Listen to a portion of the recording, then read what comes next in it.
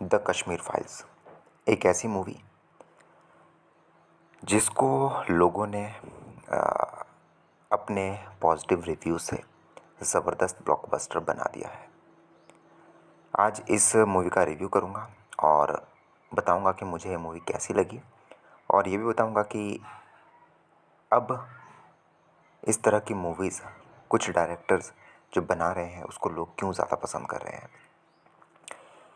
The Kashmir files की अगर मैं बात करूँ तो ऑफ़ कोर्स कश्मीर पे पहले भी काफ़ी सारी मूवीज़ बन चुकी है, लेकिन जिसको लोगों ने सही तरीके से देखा और प्यार दिया वो द कश्मीर फाइल्स ही है।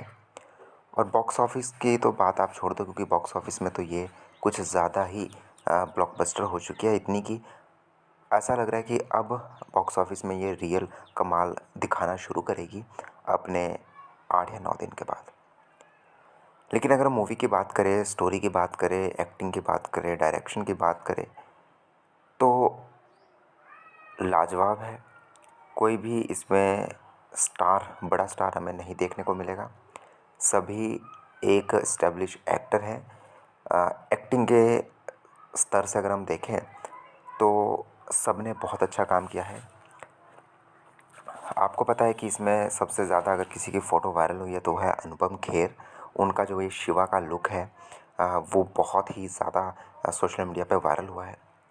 अनुपम खेर का जो किरदार है वो है पुष्कर नाथ का, और इसमें वो उस फैमिली से दिखाए गए हैं जिसके ऊपर ये अत्याचार हुआ। हालांकि आपको पता है कि काफ़ी सारे कश्मीरियों पे जो है अत्याचार हुआ, लेकिन मूवी में जो मेन हाईलाइट कोई फैमिली की गई है तो वो पुष्कर नाथ की फैमिली है।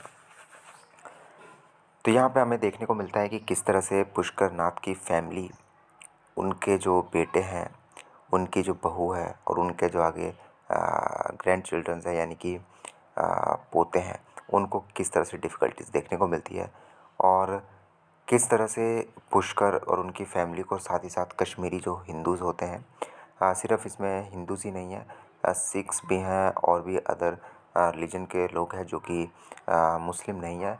तो उनको किस तरह से डरा करके भगाया गया कश्मीर से। किस तरह से उनके अंदर ये था कि कभी भी कोई भी उनके घर के अंदर घुस सकता है, और क्योंकि वहाँ पे प्रोटेक्शन नाम की कोई चीज़ नहीं थी, किसी को भी 1% भी विश्वास नहीं था गवर्नमेंट पे कि वो इस जो अत्याचार उन पे हो रहे हैं उसको रोकेगी। तो ये जब उन्हें लगा कि दूर दूर तक भी हमें कहीं प्रोटेक्शन नहीं मिल रही है और ना ही मिलने का स्कोप है, तो सभी जो लोग थे उन्होंने एक ही उनके पास मौका था, या तो मर जाओ इधर ही, मरना भी नहीं आप कह सकते मार दिए जाएंगे, जो वहाँ पे लोकल कश्मीरी है जो मुसलमान है उनके द्वारा मार दिए जाएंगे, या फिर उनको कन्वर्ट कर दिया जाएगा, या फिर वो तीसरा ऑप्शन जो देते थे वो ये थे कि या फिर यहाँ से भाग जाओ। और हद इतनी तक हो गई कि घरों में आकर के दरवाजे खटखटा करके ये बात बोली जाती थी। जो माइक्स हैं या स्पीकर्स हैं, मस्जिद हैं, वहाँ से ज़ोर ज़ोर से ये आवाज़ें लगाई जाती थी कि भाई तुम यहाँ पे नहीं रह सकते, अगर रुकना भी है तो तुम्हें या तो कन्वर्ट हो जाओ, या फिर तुम मारे जाओगे, या फिर यहाँ से भाग जाओ।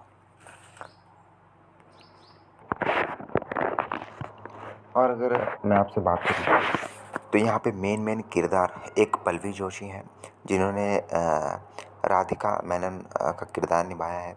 और वो एक ऐसी टीचर हैं, या फिर आप कह सकते हैं एक अपना प्रोपेगेंडा लेकर के चलती है, जिन्होंने काफ़ी सारे लोगों का ब्रेन वॉश करके रखा है, जिन्हें कश्मीर की रियलिटी नहीं पता कि किस तरह से कश्मीरी वहाँ से भागे थे, या फिर जिनको ये नहीं पता कि रियलिटी में वहाँ पे हुआ क्या था, क्यों इतने सारे कश्मीरी वहाँ से भाग गए थे।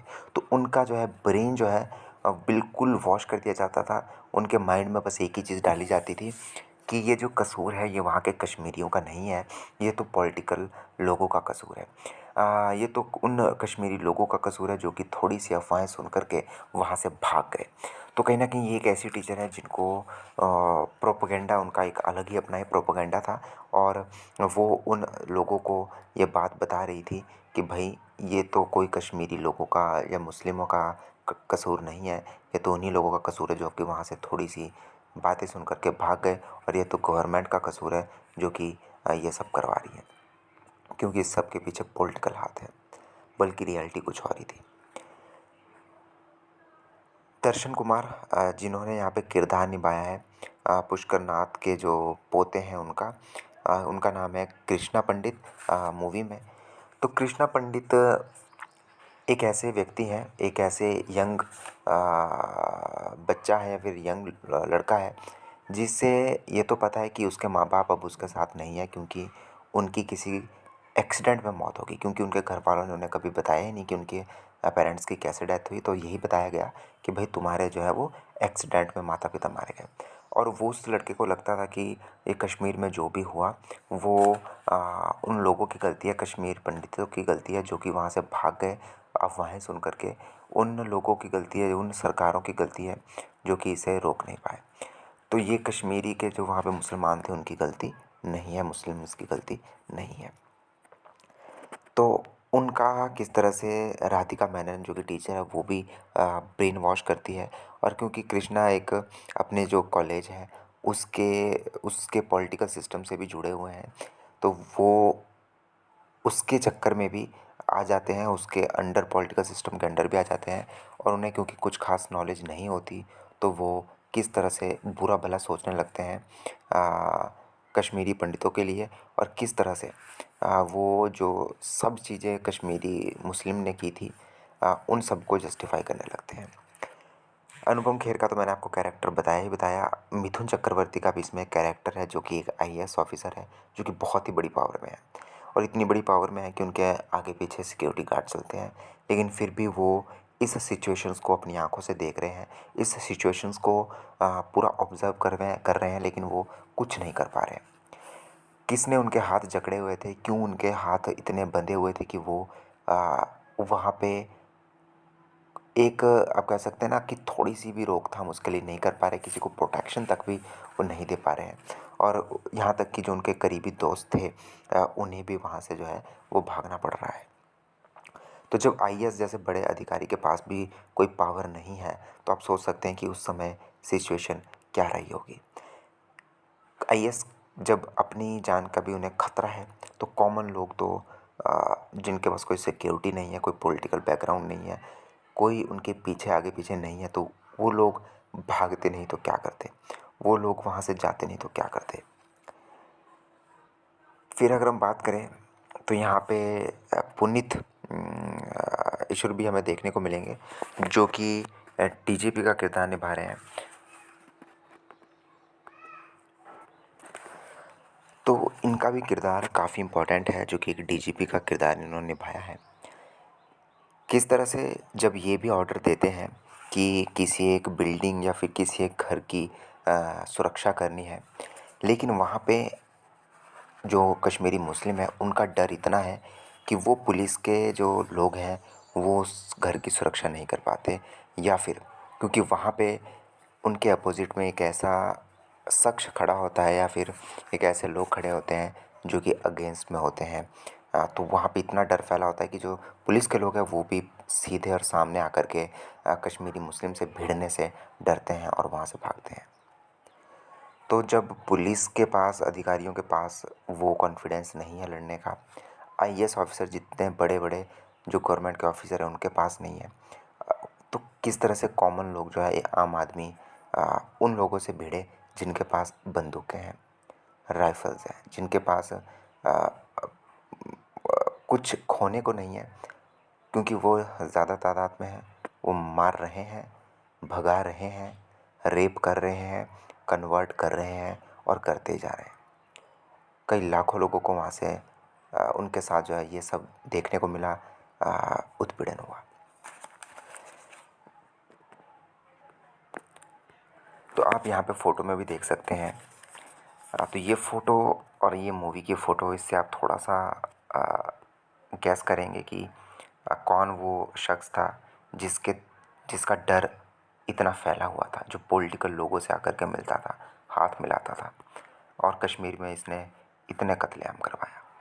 तो ऐसा नहीं है कि ये मूवी फ़िक्शन है या फिर मूवी में हमें कुछ ख़ास फैक्ट्स नहीं मिले, एक एक फैक्ट के साथ ये मूवी बनाई गई है और यही वजह है कि लोगों को पसंद भी आ रही है।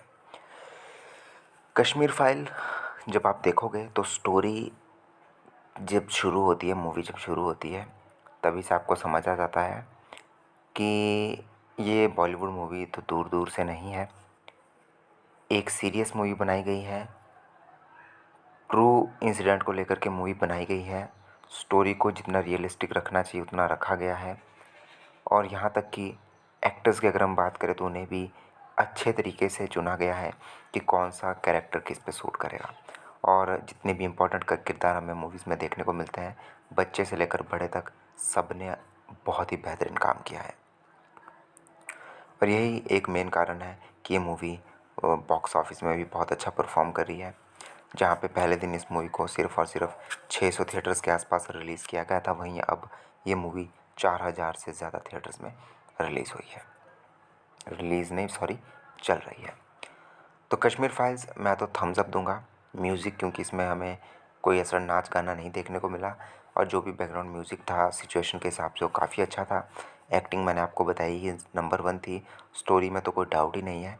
और इसके पीछे जो मेन आप कह सकते हैं आपको श्रेय किसी को देना चाहिए तो वो पल्लवी जोशी और विवेक अग्निहोत्री है, जिन्होंने इस पे बहुत ज़्यादा मेहनत की है।